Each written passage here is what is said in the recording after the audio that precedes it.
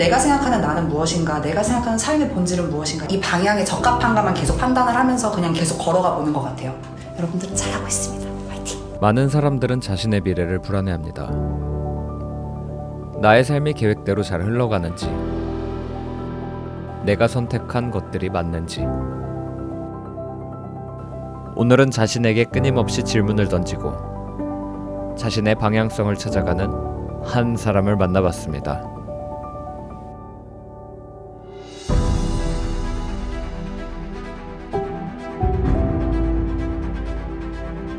네, 안녕하세요. 저는 라이프 코치 엄윤주라고 합니다. 어떤 일을 하는 직업이에요? 라이프 코치는 일단 어떤 고객의 이슈가 있으면 그 이슈에 대해서 다각도로 좀 보게 도와주고 많은 질문을 던져서 메타인지를 도와주는 직업이라고 생각하시면 될 것 같아요. 메타인지가 혹시 뭘까요? 메타인지는 나를 좀 객관화해서 볼 수 있고 내가 좀 멀리서도 나를 바라볼 수 있게끔 도와주는 거죠. 그러면 주요 고객층이 어떻게 되는 거예요? 저 같은 경우에는 보통 20대에서 30대고요. 근데 뭐 사실 라이프 코치의 고객이라는 건 전 연령대가 될 수 있겠죠. 그러면 그 상담을 하실 때 상담 과정이 어떻게 되는 걸까요? 일단 저희 같은 경우에 신청을 받고 그 다음 제가 사전 질문을 좀 드려요. 그럼 내 삶에 대한 어떤 가치관이나 내가 지금 어떤 이슈에 대해서 고민하고 있는지 이런 것들의 질문을 좀 받고 그 다음에 그걸 토대로 저희가 이슈에 대해서 이야기를 나눠보는 거죠. 그래서 보통 한 해에 60분 정도 저희가 진행을 하고 있고 네. 한 회로 그냥 끝내시는 분들도 있지만 3회에서 5회까지 보통은 진행을 하시죠. 뭐 이렇게 검사나 이런 것도 있는 거예요? 내가 나에 대해서 너무 잘 모르겠다라고 했었을 때는 진단을 좀 사용을 하기는 해요. 뭐 버크만을 사용할 수도 있고 뭐 테니지먼트라는 검사를 사용할 수도 있고 여러 가지 검사들을 사용해서 네. 나에 대해서 좀 결과들이 나오잖아요. 그럼 아무래도 이야기가 좀 더 빠르게 자연스럽게 진행이 될 수 있으니까 뭐 사용하는 편이죠. 그럼 그 검사가 어떤 검사인 거예요? 방금 말씀해 주신 그 검사들이? 버크만 같은 경우에는 내 흥미, 강점, 욕구, 스트레스 행동 이런 것들을 좀 다루고 있어요. 그래서 내가 직업적으로 연결시키는 것뿐만 아니라 내 사회화된 행동과 욕구에 대한 부분들, 내가 어떤 환경을 필요로 하는지 이런 부분을 좀 알 수 있는 검사고, 테니지먼트라는 검사는 내가 어떤 재능들을 가지고 있고 이 재능들을 기반으로 조직에 들어갔을 때 어떤 역할들을 잘 할 수 있다. 그 다음에 내가 이 강점들을 잘 사용하기 위해서는 성숙도? 태도라고 저희가 부르는데요. 태도가 네. 어떤 것들이 지금 약간의 보완이 필요하고 어떤 것들이 잘 되고 있는지 이런 것들을 알 수 있는 검사입니다. 그럼 상담하러 오시는 분들이 공통적으로 하는 질문들이 좀 있을까요? 아무래도 직업적인 게 가장 많은 것 같아요. 한 직업에서 오랫동안 열심히 하고 있는데 왜 재미가 없을까요? 뭐 이런 것들? 이렇게 사는 게 맞을까요? 연애도 좀 있긴 하네요. 아, 연애도 코치를 하러 가요? 연애 코칭을 사실 하는 건 아니고 네. 연애를 뭔가 그 자존감이 많이 떨어져 있는 거죠. 연애 때문에. 네네. 뭔지 아시겠죠? 네. 그러다 보니까 결국에는 왜 저는 뭐 이성한테 뭐 소개팅을 했었을 때 왜 그 다음으로 이어지지 않을까요? 질문이 그렇게 시작이 되면 결론적으로는 자기 스스로에 대한 인지를 또 해야 되는 거죠. 그렇게 이어지는 거예요. 그러면 그 자기 자신도 선생님께서 코치를 할 수가 있어요?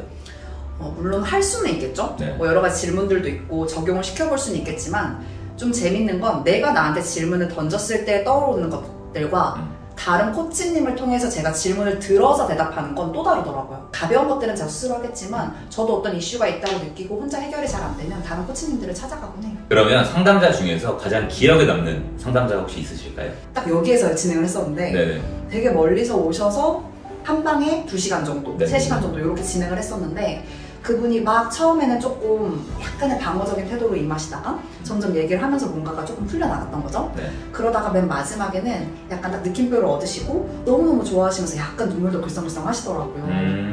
근데 그때 이직 고민을 하셨던 걸로 제가 기억하는데 이직이 필요한 게 아니었다라는 것을 어떤 걸 깨달으시고 그때 저하고 같이 뭐 메모하고 이랬던 그 펜을 가져가도 괜찮지 않아. 뭔가 이 기운 받아가고 싶다고 말하면서 괜찮겠냐 해서 가져가시라 이렇게 해가지고 그때 그분이 다시 제가 좋은 소식 들고 또 말씀드릴게요 하고 가셨어요. 라이프 코치가 되는 방법이 어떻게 될 수 있는 거예요? 그래서 국내 자격증도 있고 네. 이제 국제 자격증도 있어요. 근데 사실은 뭐 코칭 자격이 무조건 있어야지만 코치를 할 수 있다라는 거는 뭐 아니기는 해요. 네. 그래서 가끔 자격이 없는 분들도 계시긴 하지만 네. 그래도 코치 협회에 등록이 되어 있고 하는 게 아무래도 보장된 느낌이죠. 원래 꿈이 이 라이프 코치가 되시는 거였어요? 저는 원래 네. 연극을 했었었고 네. 제가 원하는 방향을 위해서 수단을 그냥 잠깐 바꿨다고 저는 생각을 하거든요. 그럼 연극을 하시다가 현재 이 라이프 코치라는 직업을 하게 되는 그런 사건이나 이유가 있나요? 제가 연극을 하고 싶었던 이유는 좀 분명했어요. 제가 물론 무대도 너무 좋아했고 연기도 너무 재밌었고 했는데 연기를 선택한 이유는 제가 저를 계속해서 바라볼 수 있었고 저를 좀 더 알아볼 수 있는 어떤 굉장히 재미있는 작업이라고 생각을 했었거든요. 네네. 그래서 또 좋았고, 또 하나는 연극이 줄 수 있는 어떤 삶의 본질적인 질문들이 있다고 생각했어요.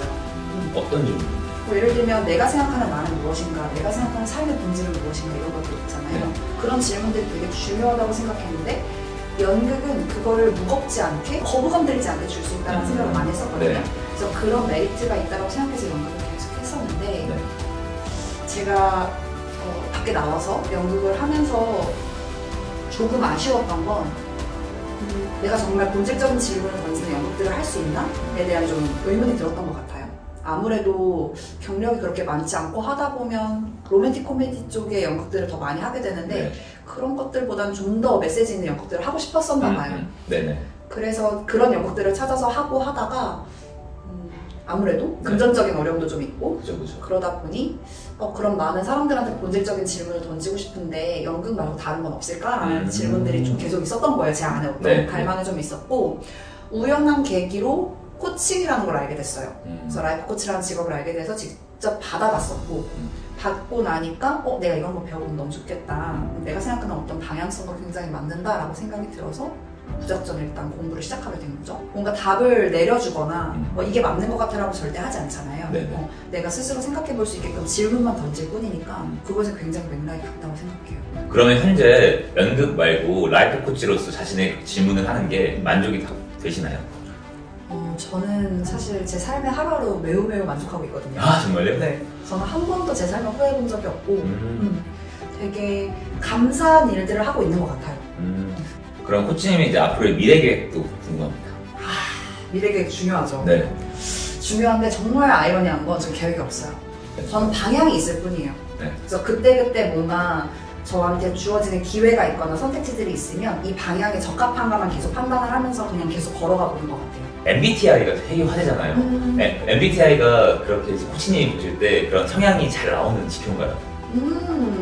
이거 되게 좋은 질문인 것 같은데 MBTI가 되게 좋은 검사죠. 나를 또 한번 알아볼 수 있는 검사기도 하고 내가 계획형이냐 즉흥형이냐 이런 것도 나오잖아요. 근데 다만 나를 알아볼 수 있는 마중물로서 항상 모든 검사는 사용해야 된다고 생각하거든요.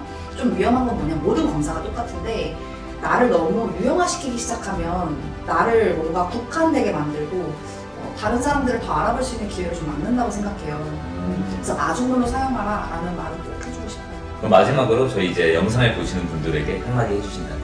여러분 근데 저는 이 말은 진짜 꼭 해주고 싶어요. 여러분들께서 막 내가 지금 잘 살고 있나? 내가 지금 잘하고 있는 게 맞나? 나 왜 이렇게 내 인생 뭔가 좀 무지한 것 같지? 이런 생각을 하시는 분들이 굉장히 많더라고요. 근데 제가 고객분들을 한 번 한 번 만나보면서 항상 어떤 생각을 하냐면 너무 멋있다. 한 걸음 한 걸음 너무너무 최선을 다해서 달려가고 있는데 왜 자꾸 의심하실까라는 생각을 진짜 많이 해요. 내가 큰 방향을 봤었을 때 그 방향대로 가고 있나? 내가 원하는 방향이 맞나? 이걸 좀 체크할 필요가 있다고 생각이 좀 들고 그리고 내가 뭔가를 잘했다면 오늘 하루 지각하지 않고 출근만 잘했다고 해도 나를 위해서 꼭 많이 칭찬 많이 해줬으면 좋겠어요. 그냥 그거는 당연한 게 아니거든요. 늦잠 조금 더 잘 수도 있었는데도 불구하고 시간을 잘 지킨 거고 노력한 거잖아요. 그래서 하루하루 나한테 고생했다고 정말 잘하고 있다라고 칭찬은 꼭 해주셨으면 좋겠습니다. 여러분들 잘하고 있습니다. 파이팅! 우리는 말합니다. 남에게는 관대하고 나에게는 엄격하라고. 하지만 자신에게 너무 엄격한 나머지 자신이 잘했다는 사실조차 모른 적이 있진 않을까요? 때로는 자기 자신을 칭찬하는 것 또한 중요하다는 생각이 듭니다. 한 사람이었습니다.